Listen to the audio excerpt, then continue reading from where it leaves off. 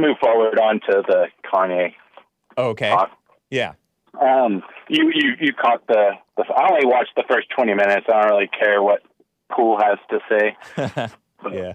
But I did want to hear what Kanye had to say, and I don't know, I'm going to say it. I was a little disappointed that Kanye was so weak that he brings two people to support his arguments, and then he can't stay for, 20 minutes. That's all he's got in him, and he doesn't even let anybody else talk the whole time. It's just like, I'm going to run my mouth about whatever, and as soon as somebody questions something I say, I'm going to leave.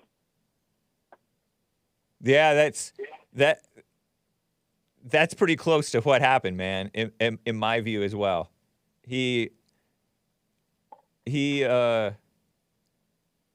lost patience, and that's not a good thing. And is that what we can expect if he were to win president? Is that the kind of performance we'll see him at press conferences? Oh, they're arguing with me. They're not, doing what I say, and just walk out. Yeah, you know what's funny, man?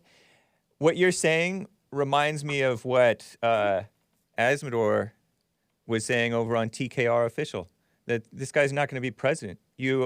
Because he walked off when he had the opportunity to be speaking the truth, because I don't think that he said anything that was not true. No. And he never even really came down on Jews. Right. He said, these people, I think he said those people or they or something like that, and he got questioned on, blah, blah, blah. You didn't say anything yet. Right. Keep going. Yeah. Like, why you walk away? Just sit there and keep hammering it. You're on a show with a good audience. Like, get your point out there. That's what you're here for, and that's why you've got these two well-spoken people with you.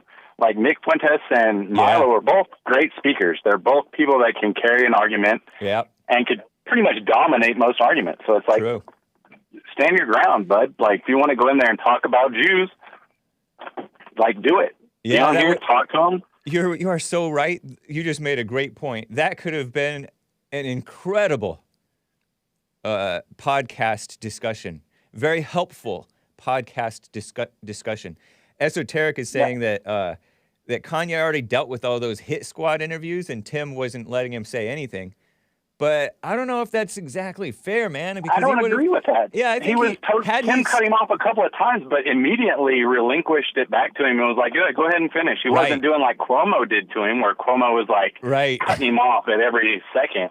Like, I would understand leaving that Cuomo interview, but he was getting a fair shake from Tim Poole. Yeah. And he really hadn't been reprimanded. He was like, I think Tim was about to say something about not demonizing the Jews or whatever, but whatever, say what you want. I've got my back right here. I got two really good speakers with me. Like, we're about to own the Timcast. Like, come on. Yeah, that could have been wonderful.